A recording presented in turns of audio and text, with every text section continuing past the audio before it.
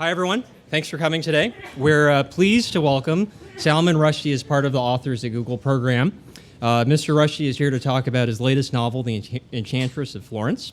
He is the author of 9 previous novels, which have won many, many awards, including Midnight's Children, which was awarded the Booker Prize in 1981. Notably, in June 2007, Mr. Rushdie was awarded a knighthood for his services to literature.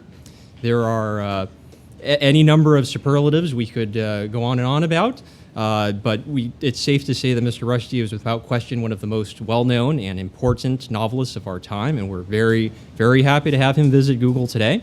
And while Google searching him earlier, we noticed that tomorrow is actually his birthday.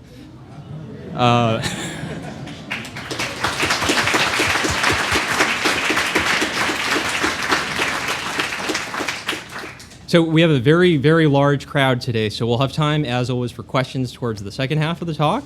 And as a quick reminder, we have a number of mics floating around, so please feel free to use those so that people on YouTube can be sure to hear your questions, and also in the remote offices. And with that, let's please give a warm welcome to Salman Rushdie to Google today.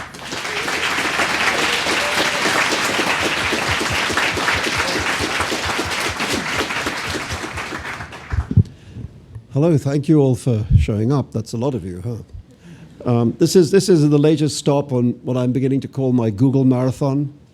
You know, it's my plan now to visit every single Google facility in the world.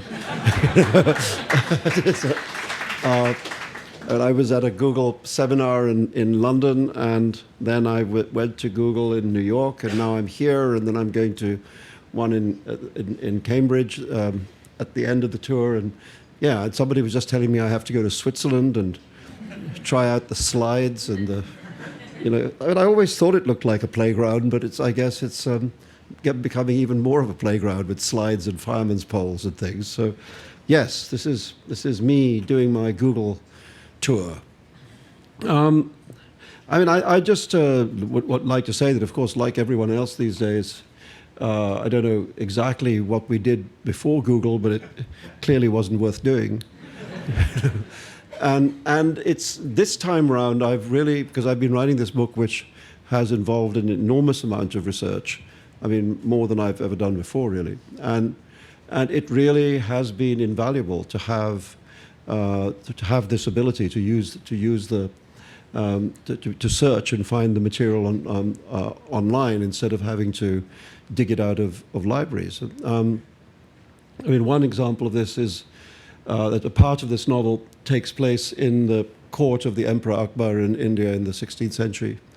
And I mean, it's a period which is very well recorded, including by contemporaries. So there are very big contemporary histories of the reign of Akbar in Persian.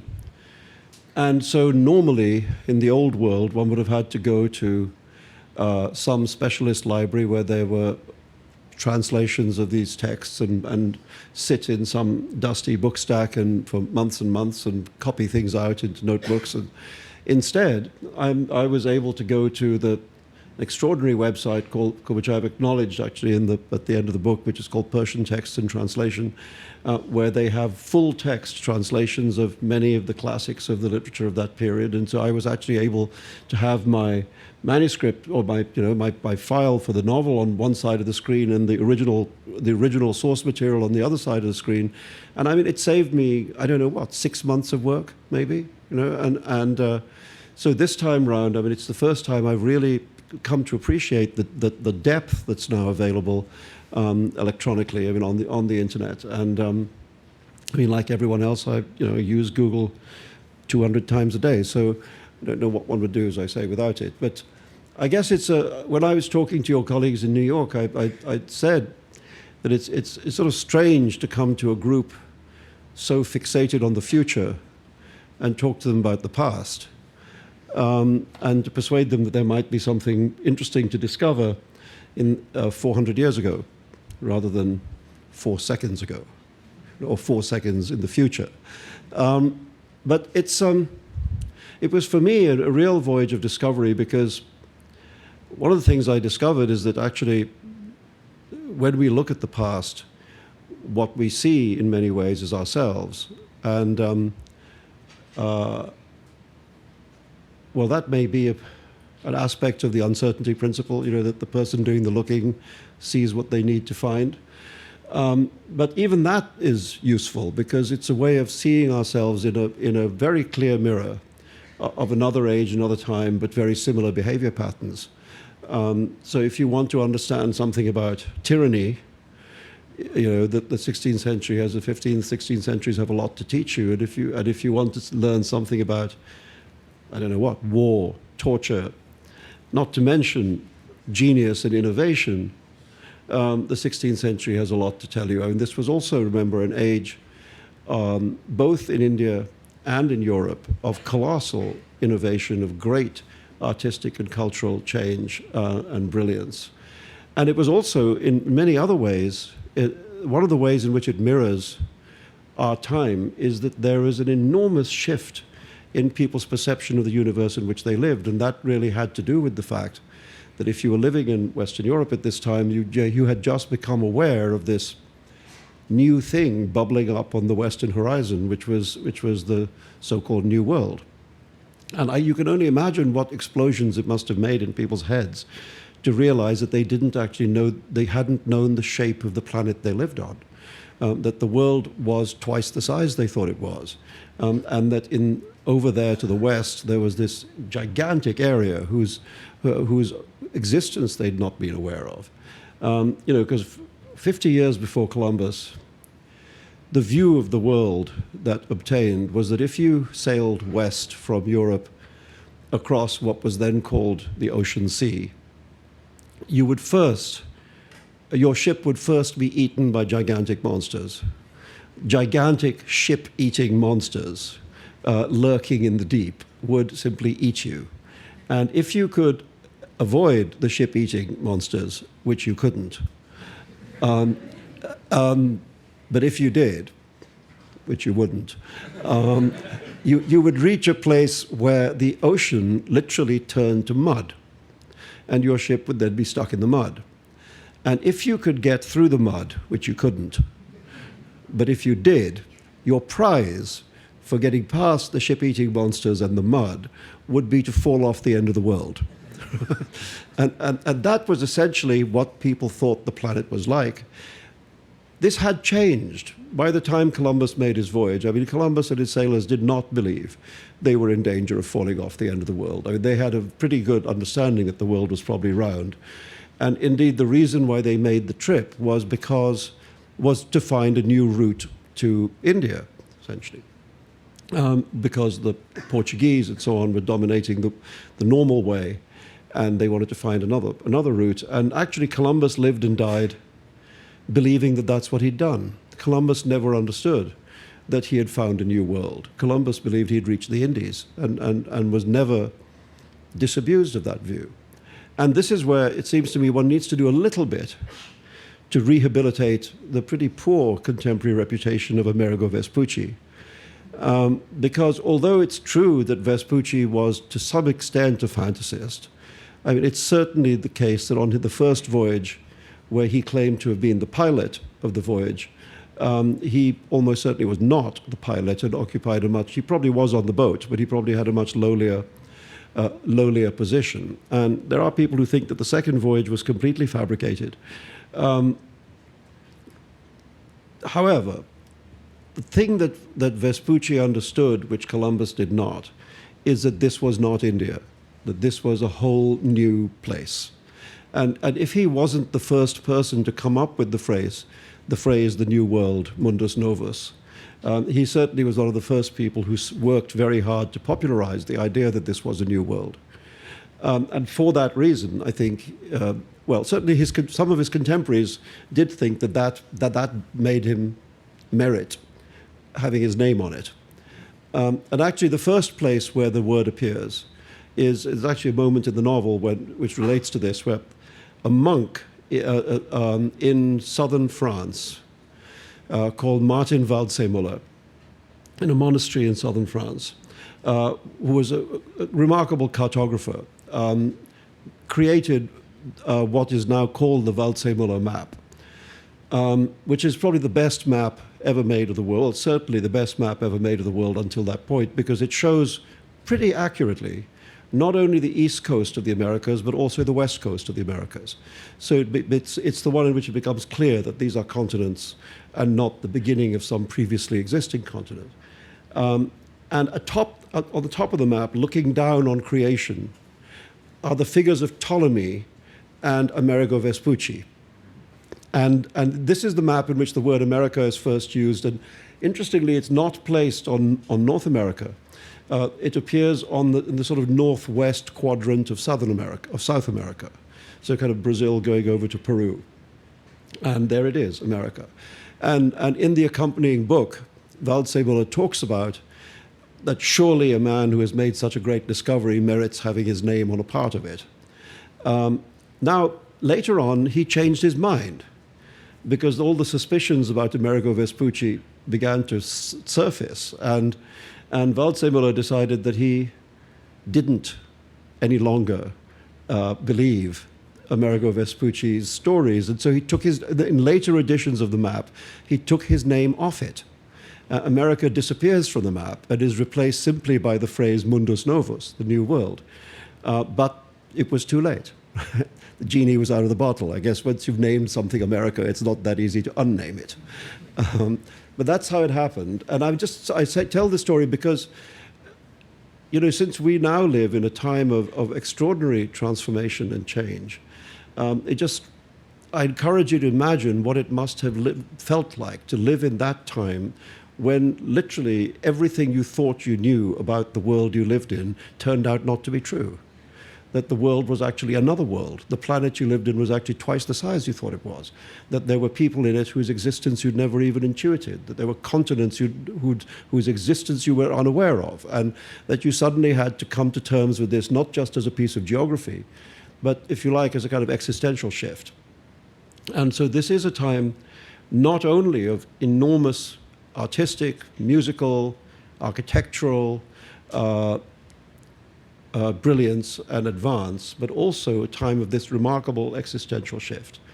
And along with that, there are great philosophical shifts going on. For instance, the High Renaissance is famously the period at which the idea of the individual self is first given value, the idea of the sovereign individual self, of us as being masters of our own destiny and creators of our own fate and responsible for ourselves. That's to say, a significant shift in the balance between the individual and the community. And in India, as in Europe, until this period, the value of the self had been seen primarily as a part of a community. And at this point, the philosophers of the Renaissance, Pico della Mirandola and others, began to articulate the idea of the sovereignty of the individual. And out of that came what is now thought of as humanism, the humanist philosophy, developed from that. And so much, in fact, of the way in which we now see and understand ourselves, was just coming into being at that time. And even in India, a place which was very different from Renaissance Europe in many ways, but even there, in the court of the Emperor Akbar, you had a kind of questioning of orthodoxy also going on. And Akbar, although he was clearly a believing Muslim, and unlike some of his contemporaries who thought that his level of skepticism was so great that he had lost his religion, I don't think, in fact, he ever did. But he was a kind of old-fashioned, he was actually rather modern for that time. He was a pantheist who believed essentially that all religions were the same religion, and all ways of worshipping God were ways of worshipping the same entity. And he actually tried to invent a religion. He invented what he called the Din-e-Ilahi, which means the religion of all the gods, which was this kind of pantheist religion. And he tried to make it the court religion and the official religion of the empire. And it just goes to show how strong these things are, because in spite of his enormous power, he couldn't make it catch on. It didn't really ever happen, and certainly it didn't outlive him.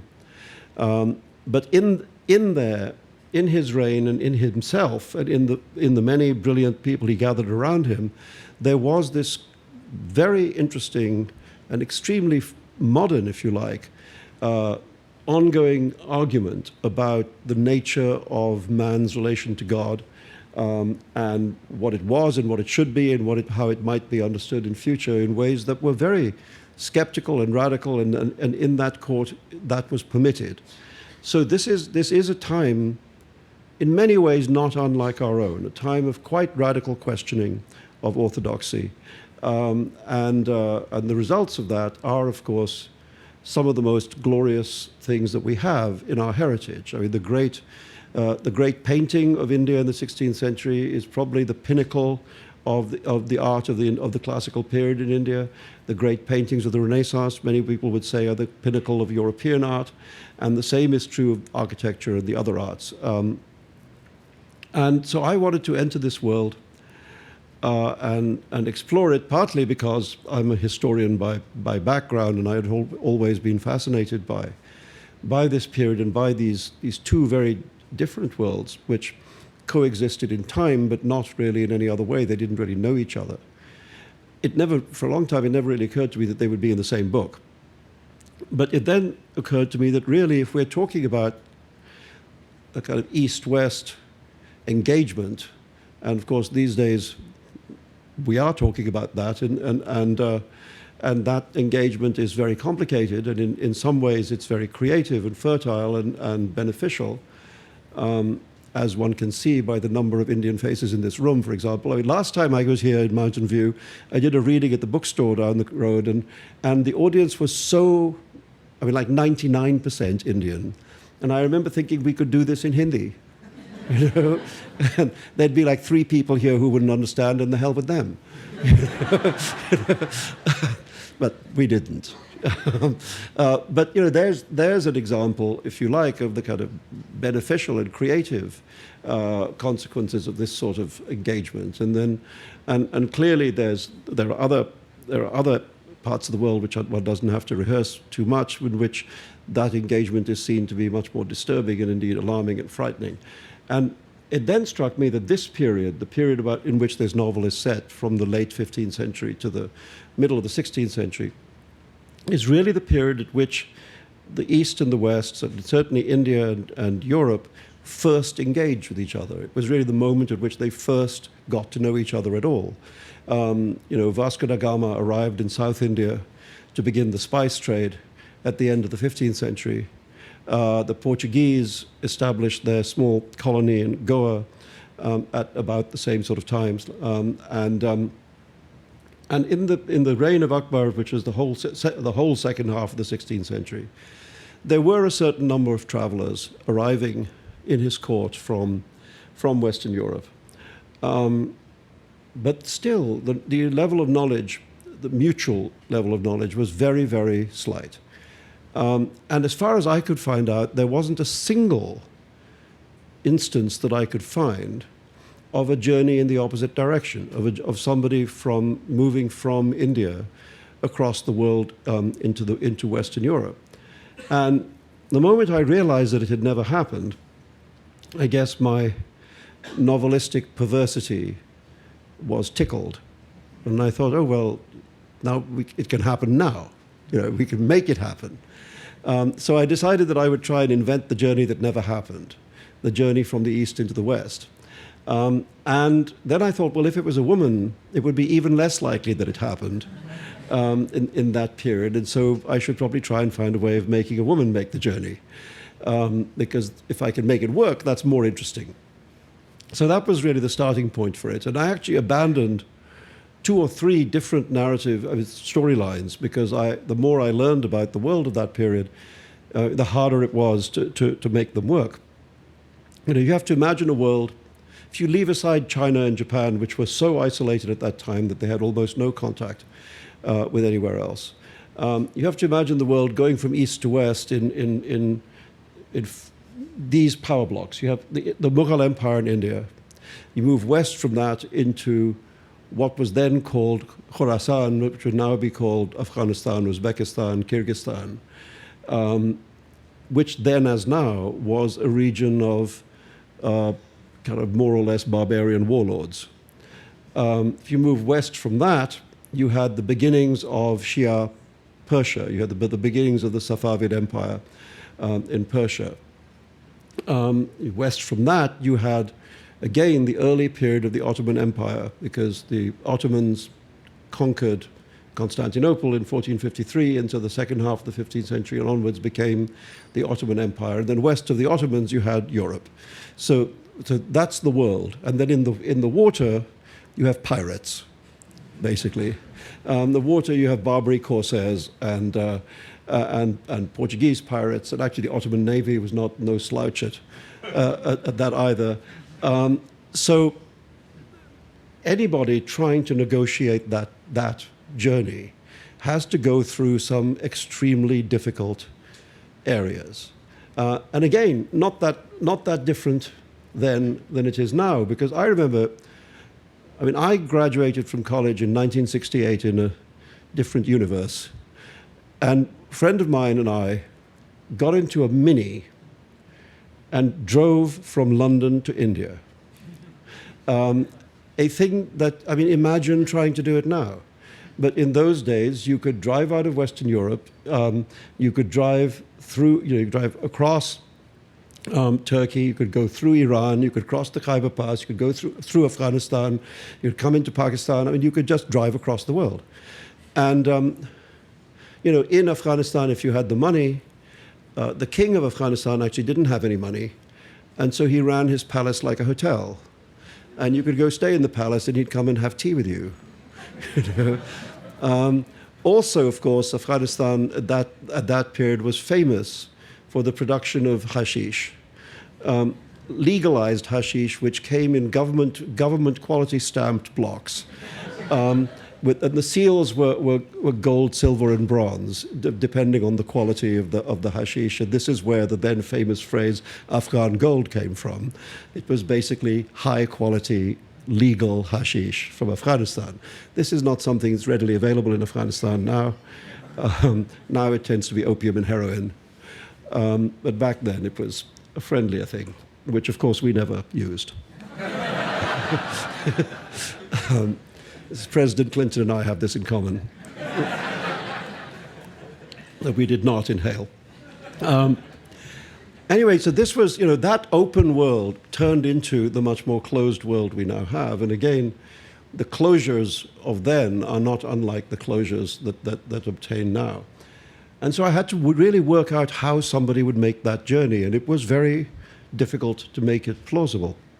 But along the way, I just discovered things that were more enjoyable than anything I could possibly have made up. And many of the kind of most eccentric things in this novel about this woman making her way across the world, which you will think are, Rushdie indulging in magic realism, are actually in the historical record. For example, that the Ottomans at the Topkapi Palace in Istanbul had a lot of gardeners, and the gardeners were obliged to multitask and doubled up as executioners. So if you were going to be executed in the Ottoman world, it would be the gardeners who would kill you. If you were a woman, the gardeners would sew you up in a sack when you were still alive, the sack weighted down with stones, and throw you into the Bosphorus. And if you were a man, a group of gardeners would converge upon you and perform an act of ritual strangulation. So this is how you died. You were strangled by the gardener. There was one exception to this, which is if you were a nobleman and you were sentenced to death, you were given a chance, which is that at the moment that the sentence of death was pronounced, you had to run.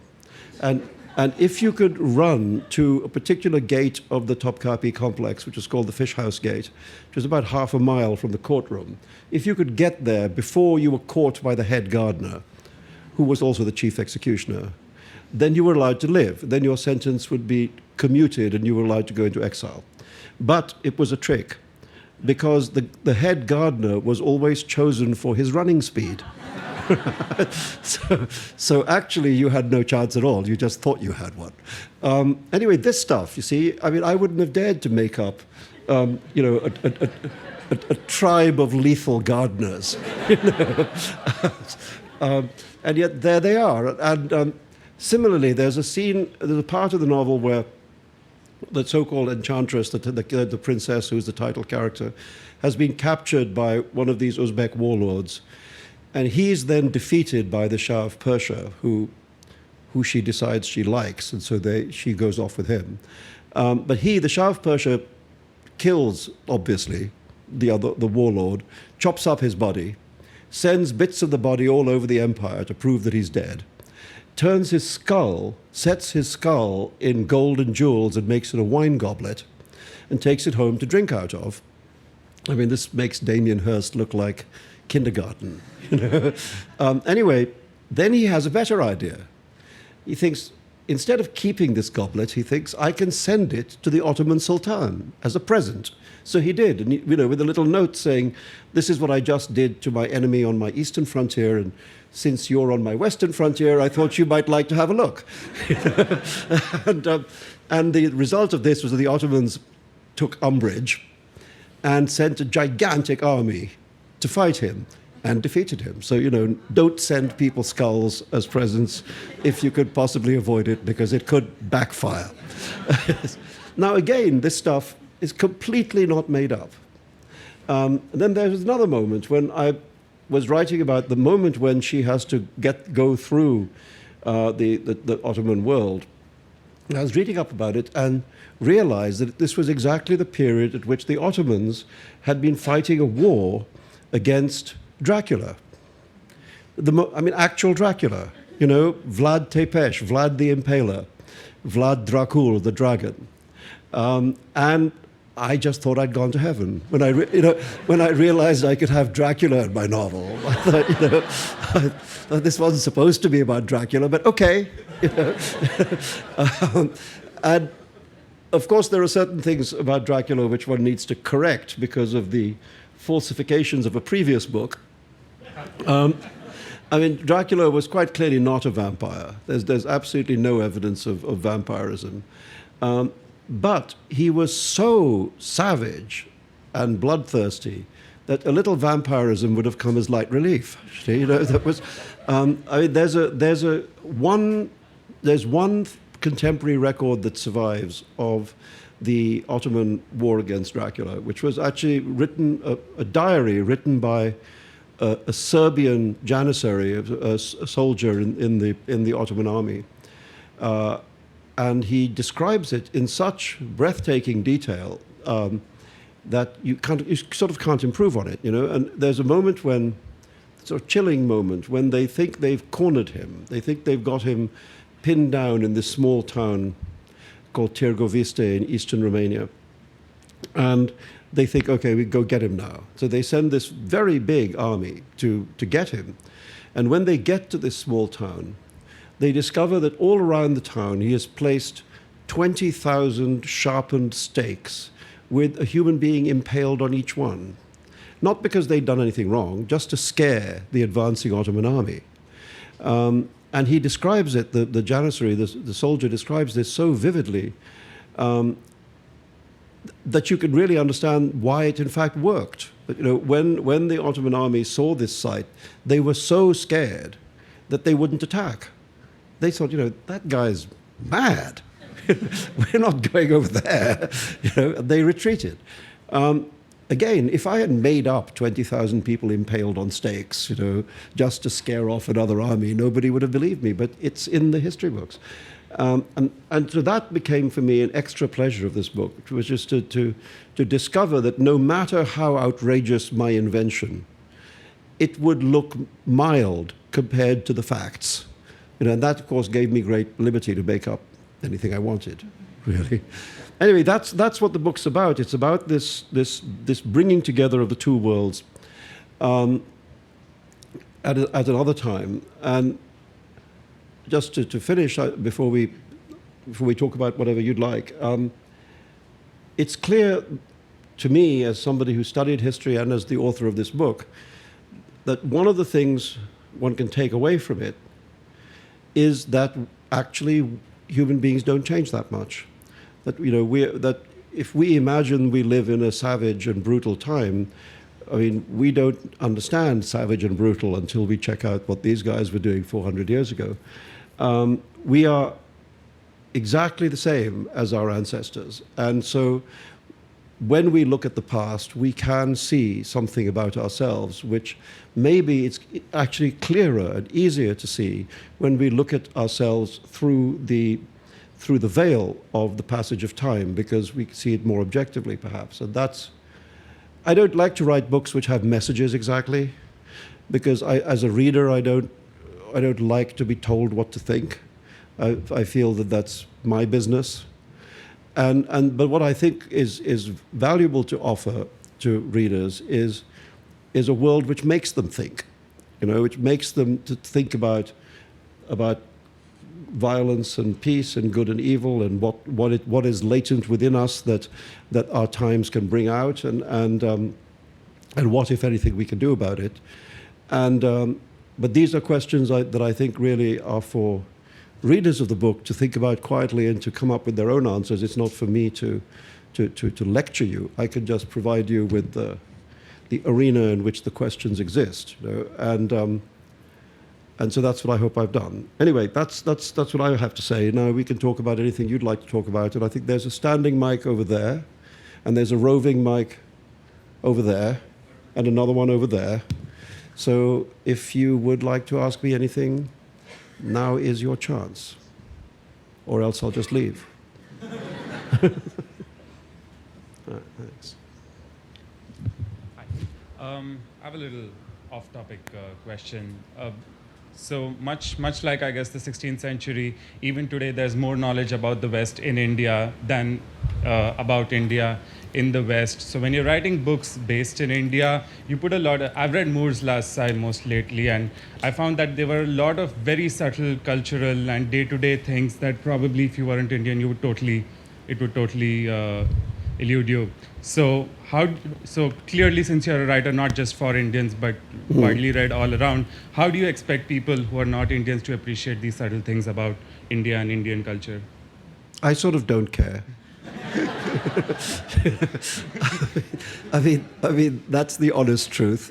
Put it like this: I read books from all sorts of parts of the world, and it's quite clear to me that if I read, let's say Gabriel Garcia Marquez, I've heard a lot from Latin American readers, something very similar to what you've just said, that if you don't know that world intimately, there's all kinds of allusions and references that you don't get, And my view is I don't care, because I'm getting enough. What I'm getting from reading 100 Years of Solitude is plenty, And yes, it may be that there are some local echoes that I miss, but it's not enough to impair my reading of the work. There's a point in my life when I read a lot of Russian literature, and I don't know anything about Russia. In fact, the only thing I know about Russia is what I get from Russian literature.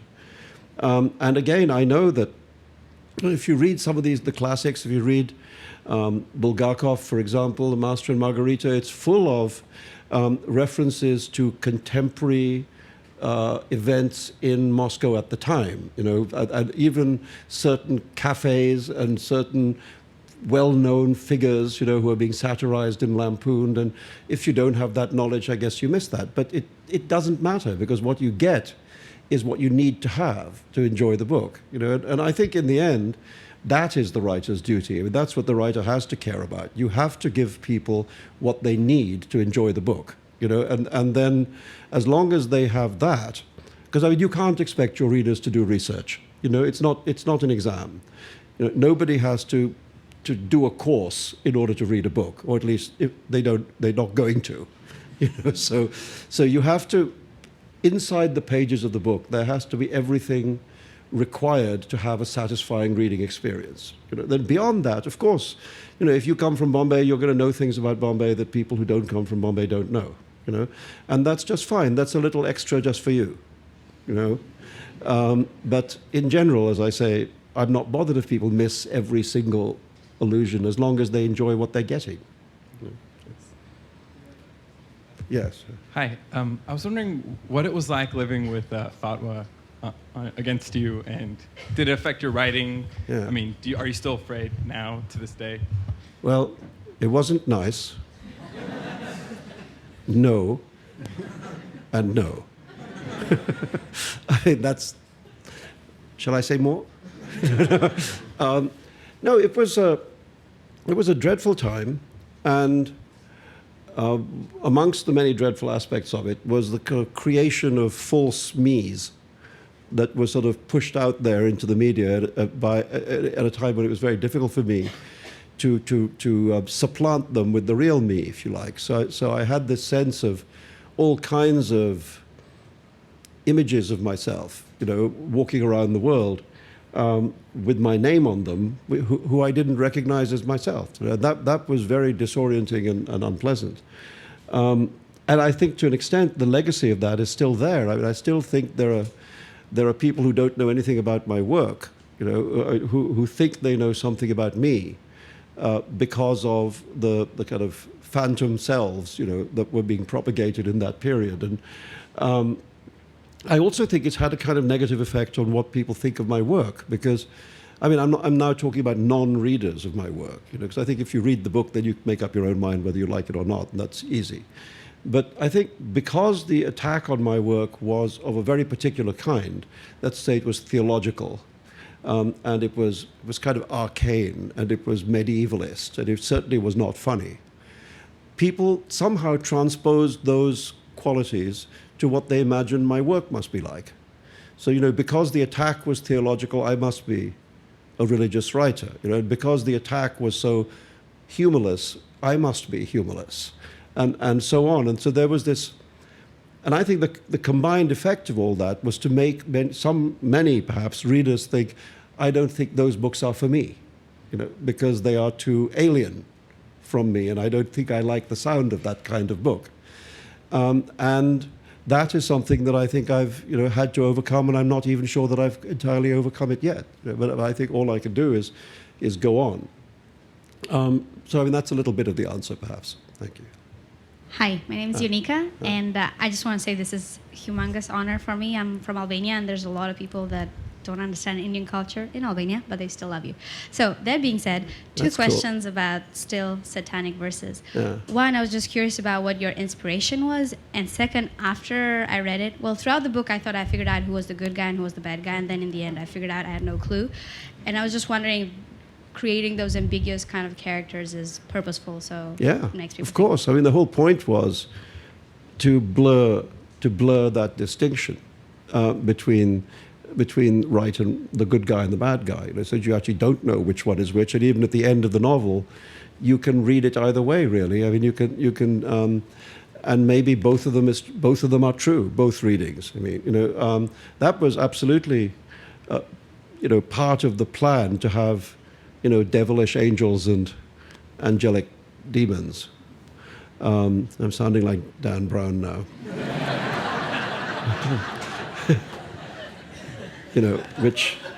Which I guess would be good for my bank balance, but bad for me in every other way.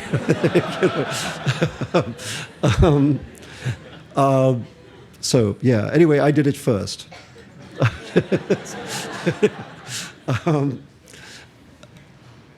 So yeah, that was very deliberate, and the thing that it's necessary to stress is that the inspiration for the Satanic Verses was not religion. I mean, it's not primarily a religious novel. This is a novel about migrants coming from the Indian subcontinent to London and trying to make a life in London in the 1980s, in the kind of Thatcherite period. A much more hostile environment, actually, than there is now. And after all, I did that too.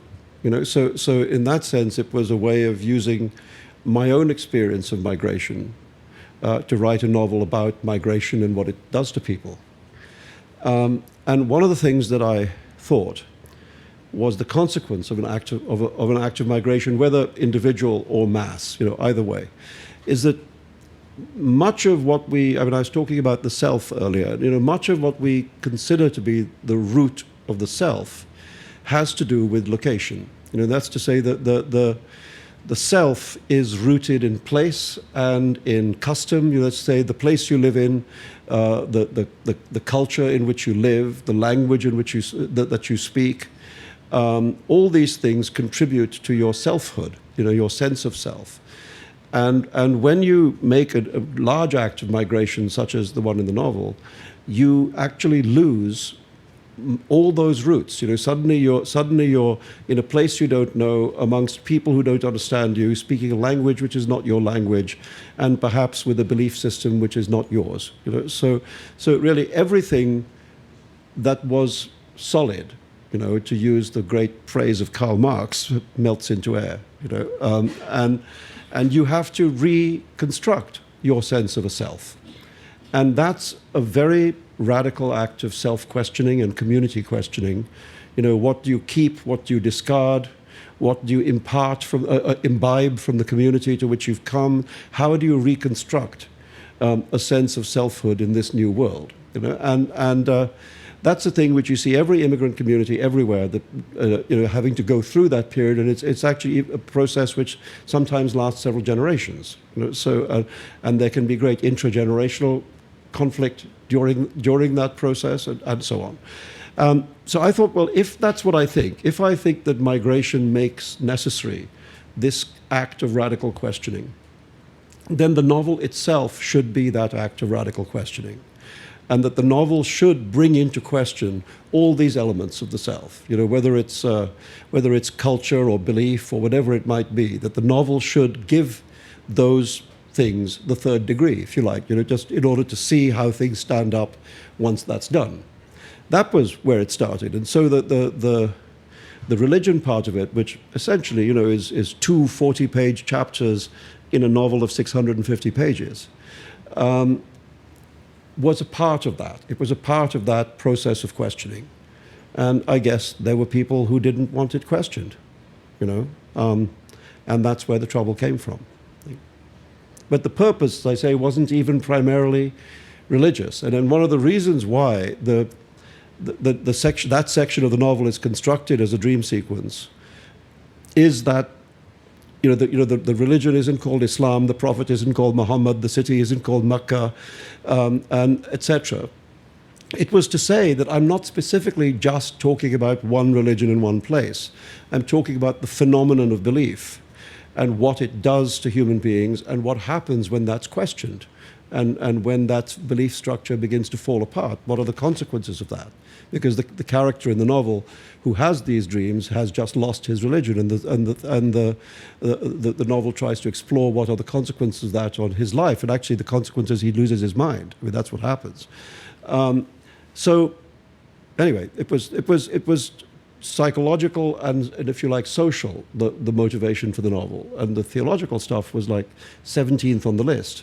And it's one of the things that's disappointing about what happened to the novel is that the reading of it was so skewed round by those events, so that people began to see it as a novel about Islam, which it's just, well, I mean, I'm not saying it isn't, but it only is in a very secondary way. And the primary, most of the novel is about Indian people living in London. That's what most of it's about. And you could almost not know that, if you just read what was written about it. And it's changing now, because one of the good things about it being at this end of the story is that, finally the book is being studied and read as a book, not as part of some religious studies course or some political course or whatever, but in a literature course or just by somebody picking it up in a bookstore. And so it's finally beginning to have the ordinary life of a book, and some people like it, some people don't like it, some people like it a lot, some people don't like it a bit. And all of that is fine. That's what happens to books, And for a very long time, this book was denied that ordinary life, and now, 20 years later, it finally seems as if it can have it, and I'm happy about that. Thanks. Yes, sir. So thanks for a great talk and giving us all a break from inventing the future, which we'll get back to in a few minutes. But my question actually relates to your new book, and I'm fascinated why there wasn't a return journey from India to the West. Why were all these Europeans going east and fighting through all these empires? Why wasn't the return journey? Was it the bad weather in Europe, or did they try and fail? I don't think anybody was that interested. I mean, that's the thing, that the Indian response to visitors was always very welcoming, but slightly bemused about why they'd bothered to show up. And actually, in the novel, there are these two kinds of character in the book. There's one kind of character who feels defined by a journey. In a way, they discover themselves by a journey that they make, a physical journey that they make. Travelers, who really come to understand themselves and their world as a consequence of a journey. And then there's another group of characters who feel the opposite way, who think, why would you leave home? Why would you leave the place which you love and where everybody knows you and where your life makes sense? And why would you leave that and go somewhere where nobody knows who the hell you are or nobody cares and your life is frankly absurd? Why would you do a dumb thing like that? And I think that actually for a long time, that was an underlying Indian attitude to people showing up. Okay, well, come in here speaking your weird language and let us feed you and talk to you, but why did you leave home exactly? Because, as far as we're concerned, it's quite nice here at home. Why do we need to go anywhere? And it's also, there's another thing, which is just the way in which the history of the world worked out, that the India itself was filled up, if you like, became a receptacle of a very large number of global migrations. So that the original Indian population, the ethnically Dravidian population, was gradually forced towards the south, first of all by the big Aryan migration, which split, as you know, and one part of it came down into India, the other part of it went west towards Europe.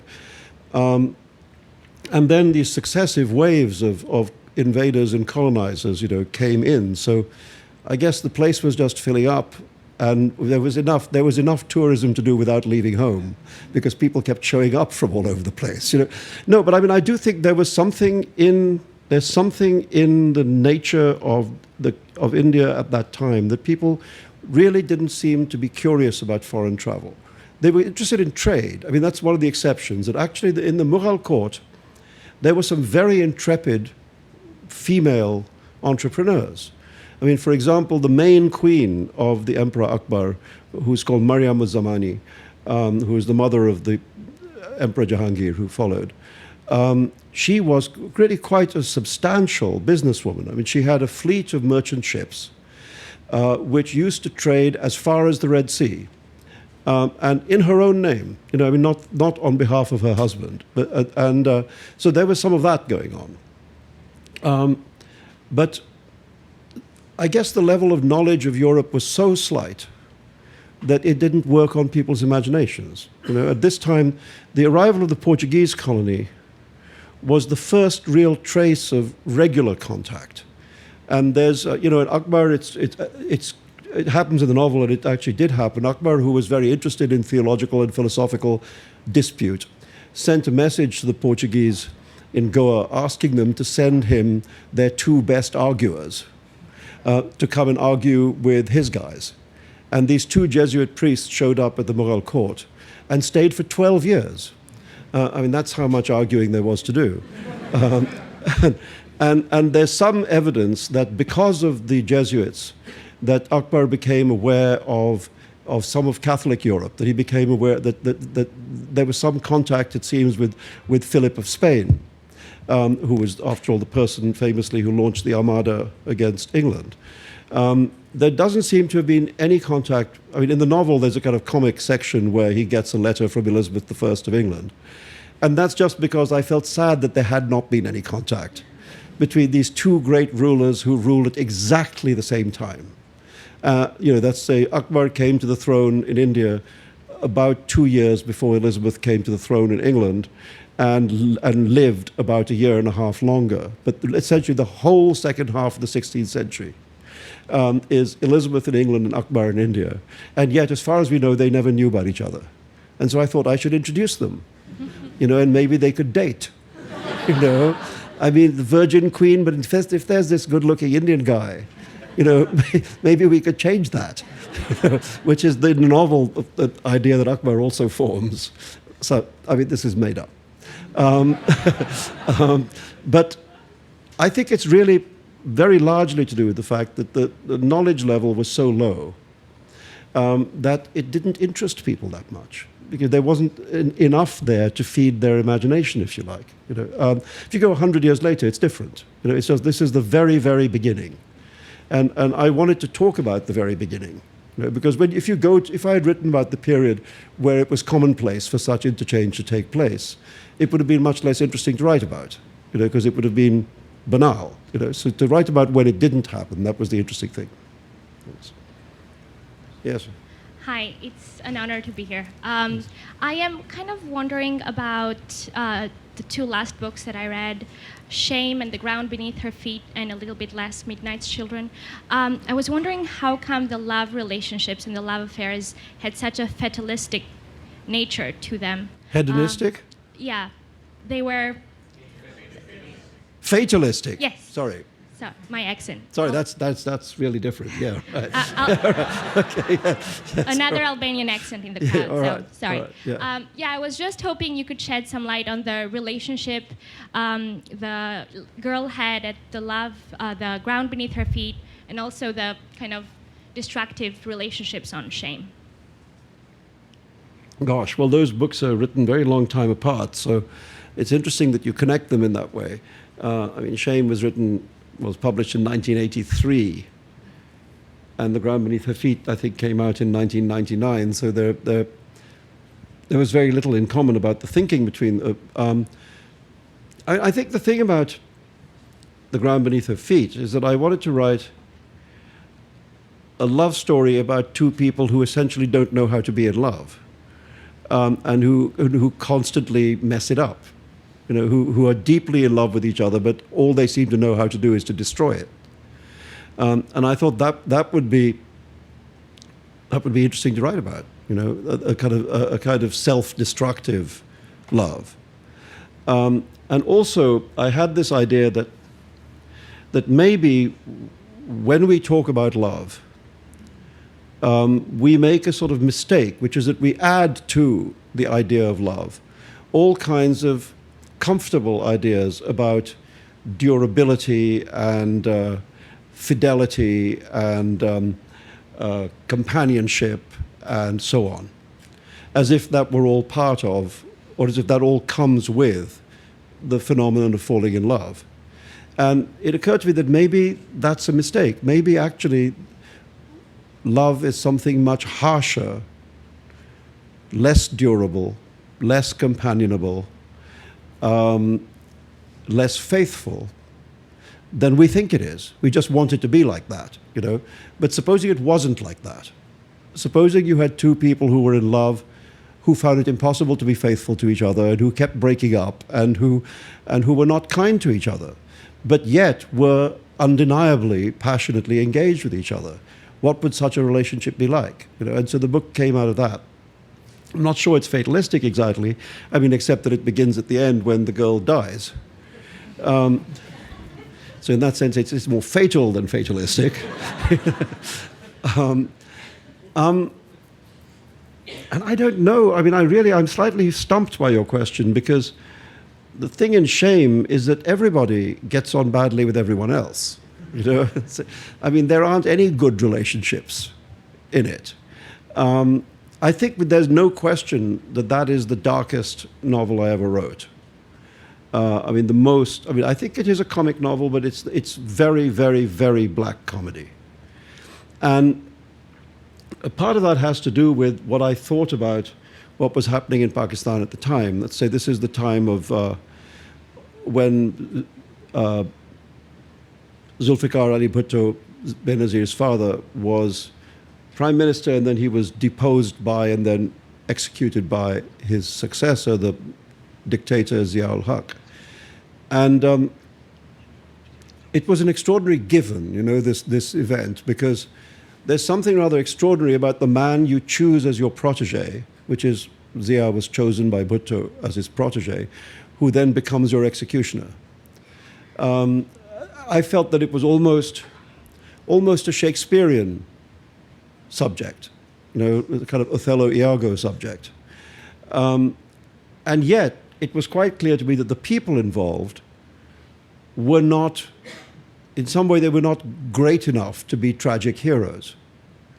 And I had this image of what would happen if you took a Shakespearean tragedy and dressed everybody up in circus clown outfits, kept the lines exactly the same, just sent people out on stage with funny noses and big shoes and silly hats to speak the lines of tragedy, it would become clearly ridiculous, but ridiculous in a very unsettling way.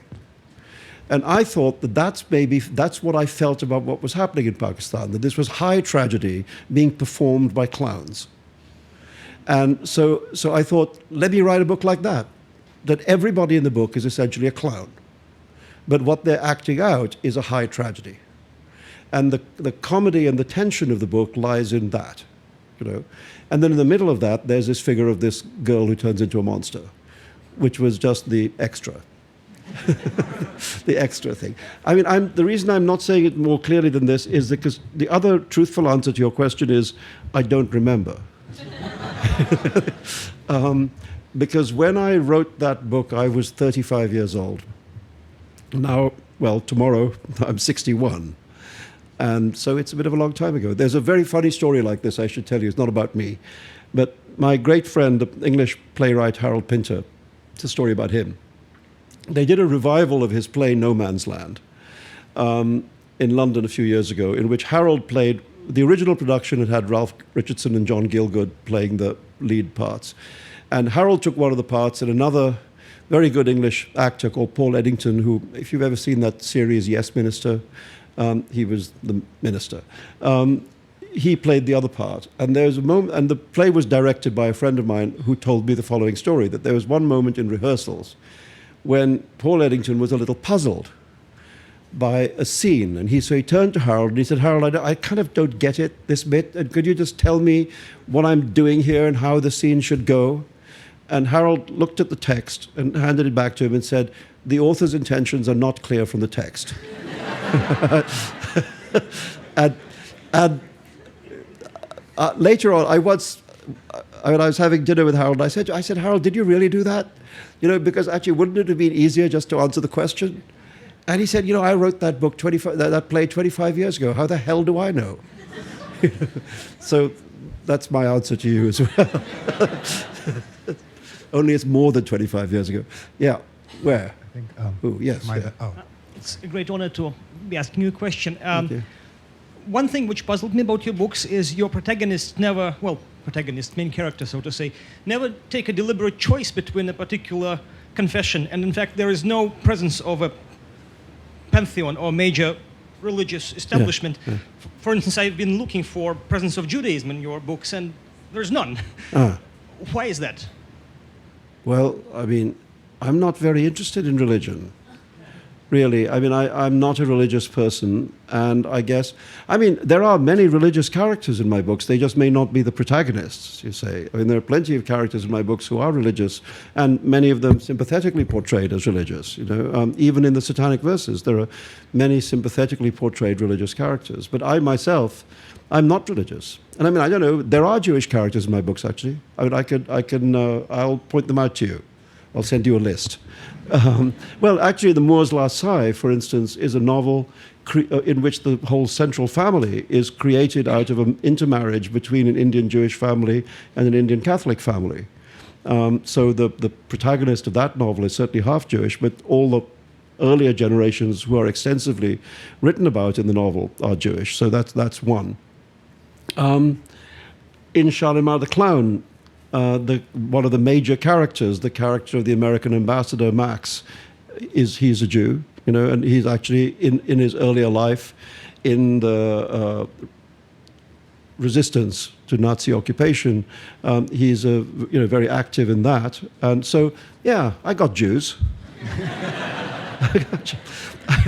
I remember once being asked by a rather crass English television producer who I was sitting next to at a friend's wedding, a Jewish friend's wedding, right? And I'm sitting next to him.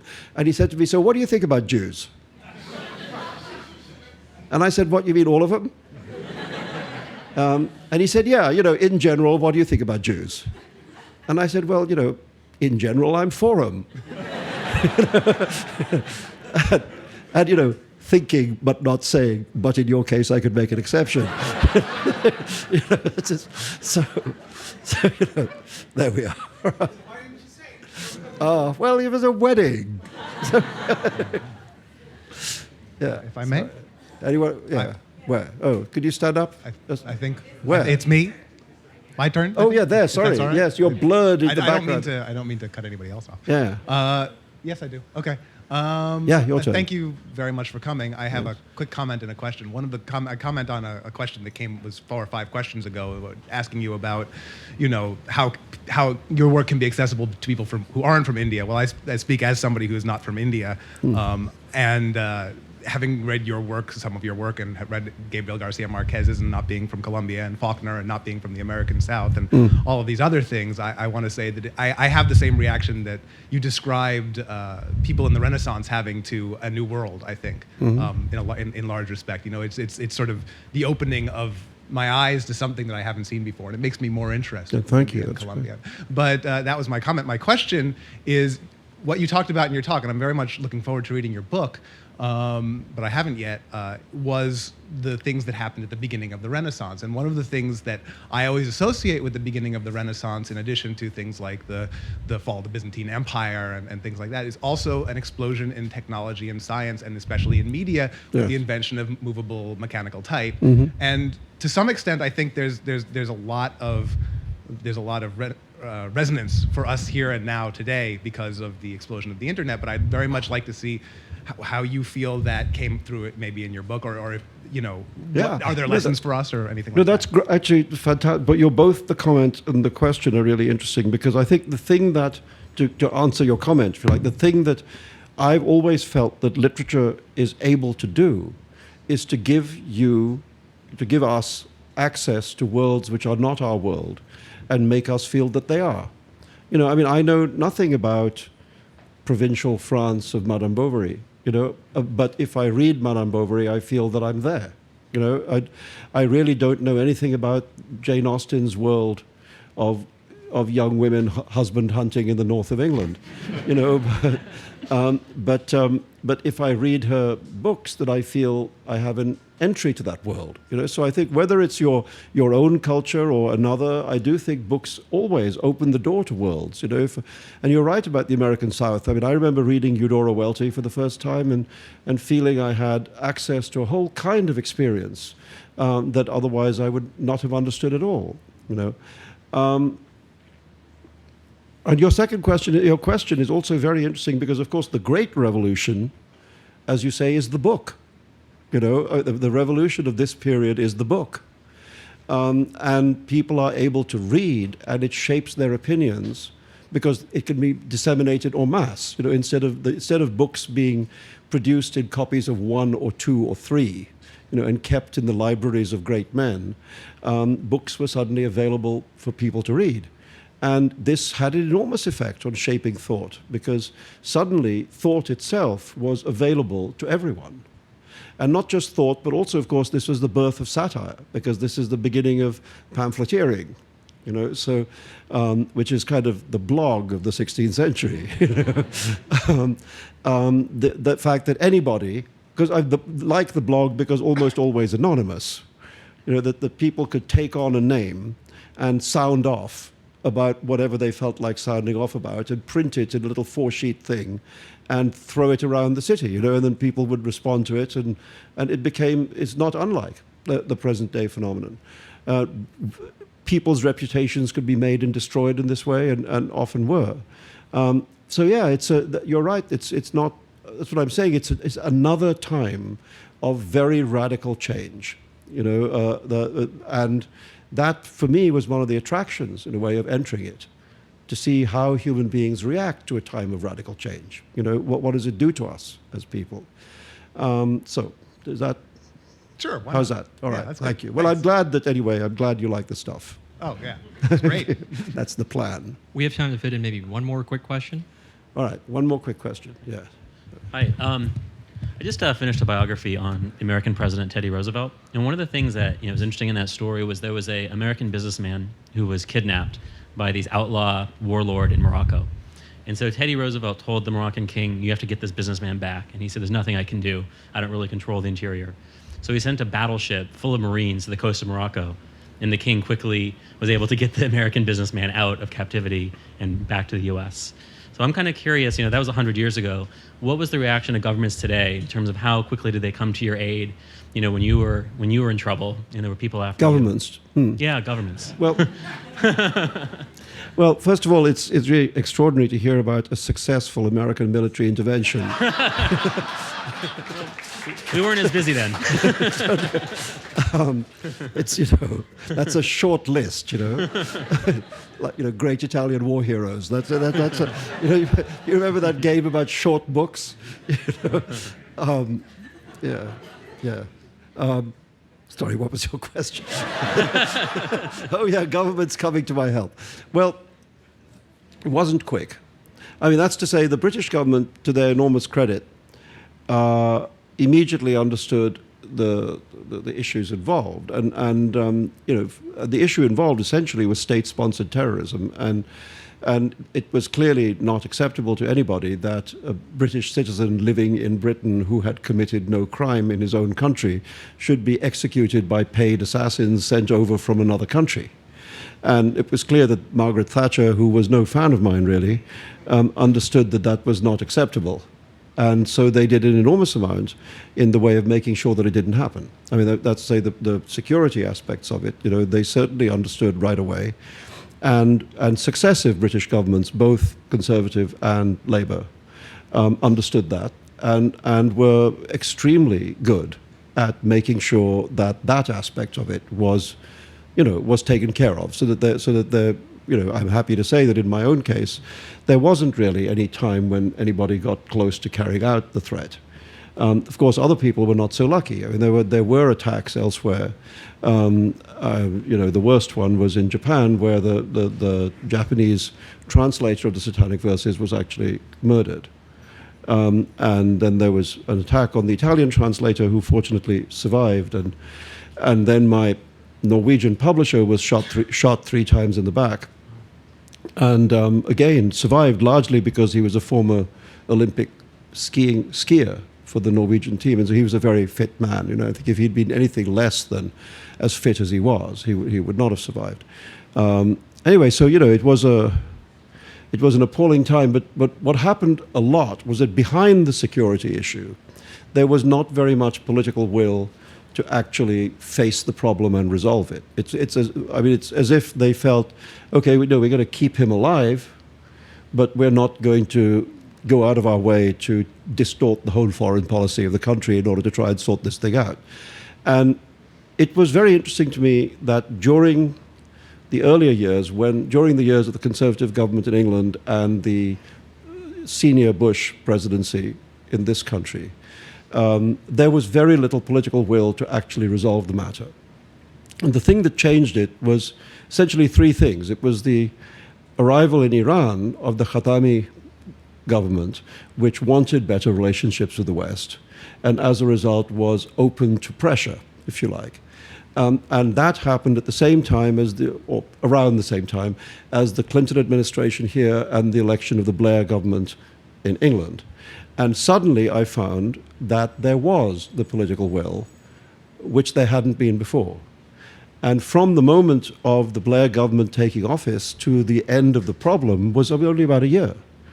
And it really was because of the first foreign secretary of the Blair government, Robin Cook, sadly died of an accident while climbing in the mountains after this. But he had known him over the years, and we'd been involved in some political issues where we'd been on the same side, like constitutional reform and things like that. And he was absolutely determined that he was going to get rid of this. And I think his determination and the Prime Minister's willingness to support that, and the support of the Clinton administration, meant that it became very rapidly clear to the Iranians that if they wanted those better relationships with the West, they were going to have to do something about this. And immediately they did. I mean, they're very pragmatic sometimes, the Ayatollahs. If you show them that it's not in their self-interest to act in a certain way, they will very often begin to act in another way. And I think basically that's what happened. These three changes of government created the shift which solved the problem. And that was, whatever it was, 9.5 years ago. So since then, things got better. So there we are. Anyway, thank you very much. Thank you.